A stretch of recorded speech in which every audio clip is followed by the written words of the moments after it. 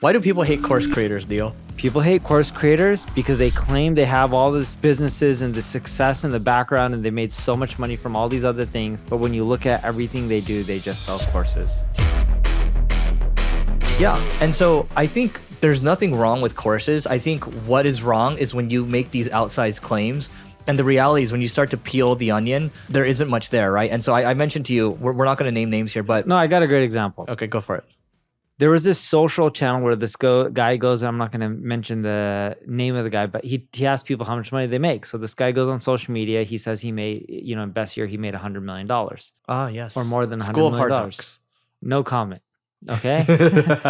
And then I know the guy's past companies and I know there's no way they sold for that much and I know what they did. And then you look at their YouTube channel and just like, okay, you're telling me you deal with founders of tech companies, but yet everything you're doing is selling courses. And if you look at all your content, it's all motivational. You may be getting millions of views a month. Yeah. It's all motivational. You may have pictures on your social media of you going into a jet. Dude, your last startups did not do well. You made all your money selling courses. And to be clear on this, I actually have no issue. I like the person. I've hung out with him and done multiple dinners. I consider him a colleague, not a colleague. I consider him an acquaintance. And the reason I point this out is like, they're chill. I can hang out with them and drink a beer even though I don't drink. But the issue that you end up having is like, cool, you provide courses or mastermind or mentorship and people get value from that. That's what you are. Don't tell people you make $100 million or you've made more than $100 million in a year and you run all these kind of businesses and you're super successful. And I'm not saying you're not successful, but not $100 million successful. And this is like, there's no point in trying to paint a different picture than what's reality, like showcasing jets and freedom and all this kind of stuff. It's like, no, dude, this was all I just generated. think the problem with this stuff too is when you're showing off the people that really have money, the moment they see it, they get a sense for your jet. They know how much your jet is worth, okay?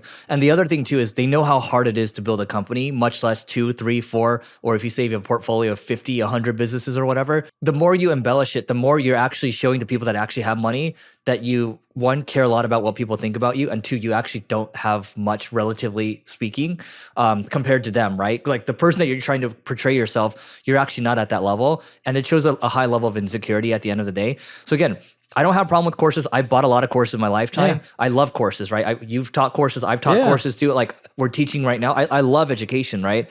But this is why people hate course creators, because what happens is what they represent themselves to be is actually not true. And so what happens is people feel like they were lied to, right? And so I get it. Like this is why courses get a bad rap. And as long as people are more genuine with how they represent themselves, good. Dude, you and I are on the same page. And it's like, we don't have issues with these people. It's more so what they pitch and what they do is totally different. Like there's some people that go out there and talk about like, look at all these holding companies and look at all these companies that we buy. I'm like, but if you look at all your ads and all your content, it's about how to make money and become rich. This has nothing to do with buying businesses. And you don't talk about buying businesses really online. You talk about selling people on whatever course you have. Dude, and by the way, I had a friend today. So I was hanging out. He came over. So he has he started like a new supplement line, right? And he talked to a health influencer. I was like, oh, you should go to this health influencer over here. Maybe partner up with this guy, right? Maybe ask him a couple questions. And this guy is his friend, right? So okay, if I go to you and I ask you for advice, you're gonna give me your thoughts, right? Yeah. And so here's the thing. That guy, the influencer, was like, oh, this is part of my consulting arm. I charge $5,000 for it, right? It's no different than the guy you were talking about, but we can't give this story because it reveals who this person is. But like, if you're a friend and you pull out all of a sudden, oh, this is my consulting arm and you're going to pay $5,000, what are you doing, right? Yeah, what kind of friend are you? Yeah, you're not a real friend. And so this is why people hate course people. Yep. And going back to the jets, one thing is most rich people don't want to showcase how much money they have or pictures of jets or anything like that. They don't want to draw attention and they don't want to get sued. It's not that they're doing anything sketchy. It's just people tend to sue rich people. And the bigger your company is, you'll always be in some sort of lawsuit. If you don't believe me, you'll be in an employment lawsuit or something silly and frivolous that you can probably beat. But a lot of times it's just easier paying someone $3 to $5 grand than it is to pay the legal fees, even when you have internal legal counsel like we do.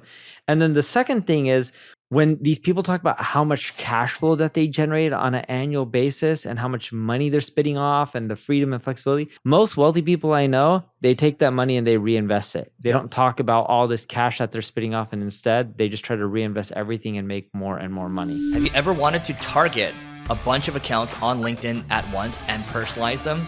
Well, previously you couldn't do this. Let's say you wanted to target 500 enterprise companies and you wanted to hyper-personalize those ads. You can do that now. And LinkedIn has confirmed with us that nobody else can do this right now. Only we can do it. The product is called Carrot. That's K-A-R-R-O-T. And it's Carrot account-based marketing. So if you go to carrot.ai, you can go learn more about it, and we'll see you on the other side. When you show off things, you're attracting the wrong audience anyway. You're attracting like 20-year-old version of me or 15-year-old version of me that just wants all these things. It's not exactly the right audience anyway. And the other thing is, the bigger trade-off here is you're exposing yourself, to your point. Yes. And there's little to no need to expose yourself in that way. Like if you look at the content we put out, what is it? It's mostly educational stuff. I might have some philosophical stuff. And I don't think I ever post anything about cars or eating nice food or whatever, right? You never post because you just don't post that stuff. But like, it's just mostly educational, and then otherwise we just try to keep to ourselves. That is how you want to be. Ideally, you become successful and anonymous. Yes, like Eric has an amazing view of, I won't say what your view is of. Actually, I will. I don't think you care. Sure, I don't care. It's of one of the fanciest golf courses in all of Los Angeles, if not the fanciest golf course. Is it? Yeah. Oh. And he has an amazing view of it. It's actually one of the hardest country clubs to ever get in, period. Yeah. Oh, Neil's done research. In the United States. So he has an amazing view of it, and he has an extremely nice car. Doesn't care to talk about any of that. At the end of the day, it's just like you focus on your business, you focus on improving, and all that's matter. All the other stuff is just a bunch of bull. Yeah. And by the way, like when you focus on your business, I would hope that you're having fun. When I work every day, like I'm just excited, right? Yeah. And like I feel great. It's fun, and like there's no need to draw. Like by the way, that other attention. Here's the other problem with this, and we can move on from this topic.